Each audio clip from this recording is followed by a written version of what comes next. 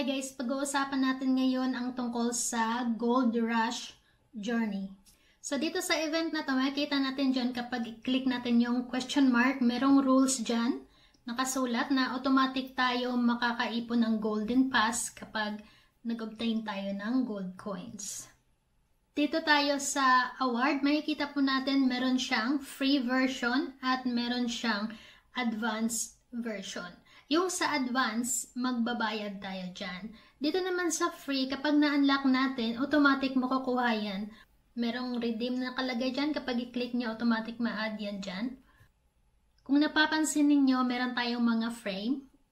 Kapag na-unlock natin, magsisend yan sa ating prompt message dyan sa ating HiFami app. Makikita natin yung you obtain obtai. Click nyo lang yon para mapunta kayo kung saan yon. Pwede nyo naman gawin, i-click nyo na lang yung sa profile nyo, tapos yung sa store, at saka yung frame. Doon nyo makikita. Tapos i-click nyo lang yung where.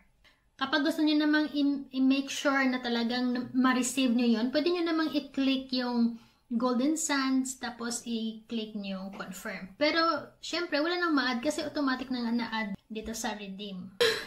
In-explore ko tong Gold Rush. Kasi nga kahapon, merong nag-comment kung paano daw yung Gold Rush event. Eh, hindi ko masyado pang na-explore. Tapos nang pag-click ko, biglang nawala yung event. So, wala. Hindi ko talaga naaral ng mabuti kahapon. So, mabuti na lang ngayong umaga, pagising ko, bumalik na. Out of curiosity, in-explore ko itong Gold Rush event. So, makikita po ninyo dito, level 6 ako. Tapos makita yung mga level 1, 2, 3. All level is naka-lock siya. So, nag-scroll down ako pababa. Tapos, nakita ko tong Gold Pass. Meron siya nakalagay na 30% off. So, syempre, may percent off na yan eh. Pinoy tayo eh, mahilig sa discounted price. So, kinlik ko yung confirm. Hindi ako nagdadalawang isip na 15k coins. Hindi ko rin alam kung anong makakuha ko. Kinonfirm ko na para malaman, di ba? So, ang akala ko, all level is ma-unlock ko siya. E then, nag-scroll up ako. Wala. Hindi na-unlock. Yung na-unlock lang is yung level 1 to 6.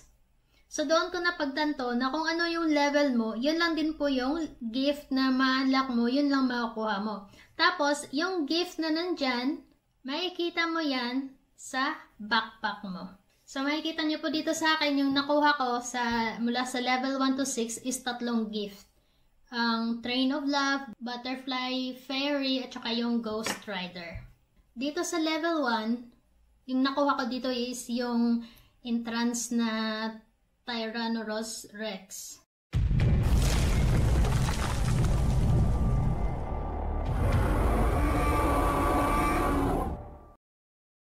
Ang ingay.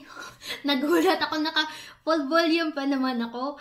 Pero maganda siya tingnan ha. At saka yung, yung sapphire na frame na ma-expired within a day lang naman. Yan yung sa level 1 na binigay sa akin.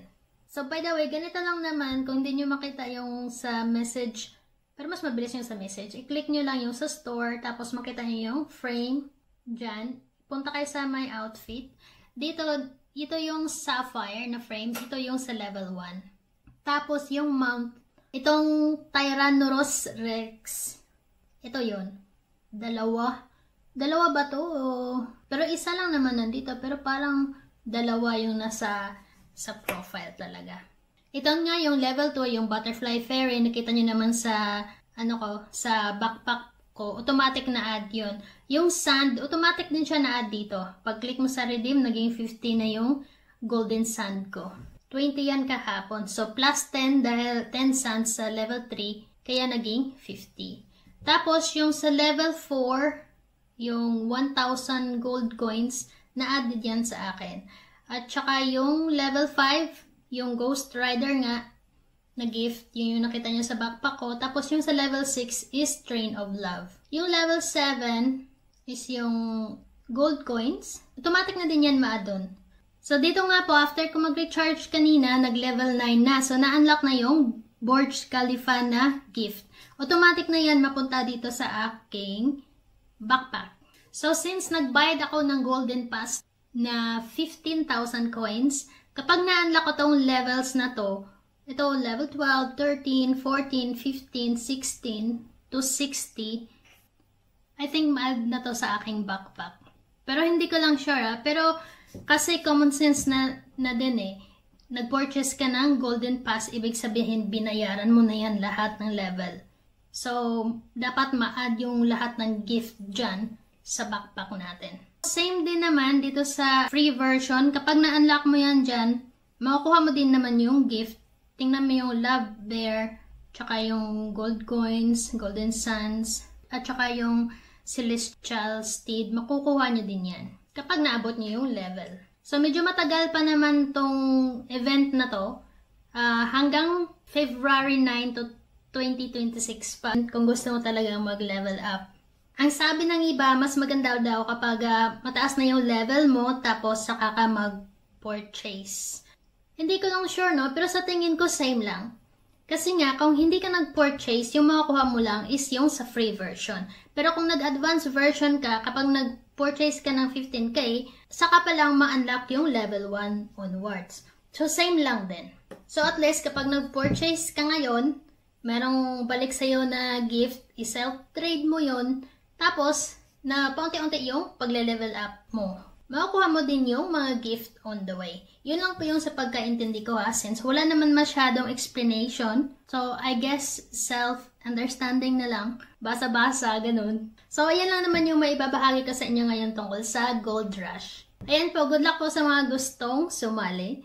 Pero sa mga wala namang coins, huwag nyo tong habulin. Kasi nga, sa lahat ng event, medyo halos taob, kaunti lang po yung siniswerte talaga. Pero mukhang maganda naman itong event na to. Pero try nyo pa rin kung gusto nyo talaga. Pero kapag sa tingin nyo napapagastos kayo, sa tingin nyo hindi worth it para sa inyo, huwag nang sumali sa event. Kasi nga nandito nga tayo sa app para kumita, hindi para gumastos, diba? So ako kasi nag-recharge lang ako para maintindihan ko yung concept ng event Kasi nga, para masagot ko din yung nagtatanong, ang hirap kasi yung hindi natin ma-experience o hindi natin malaman kung ano yung isasagot natin. So yun lang. You'll see us for our next video. Thank you for watching. Goodbye. Bye!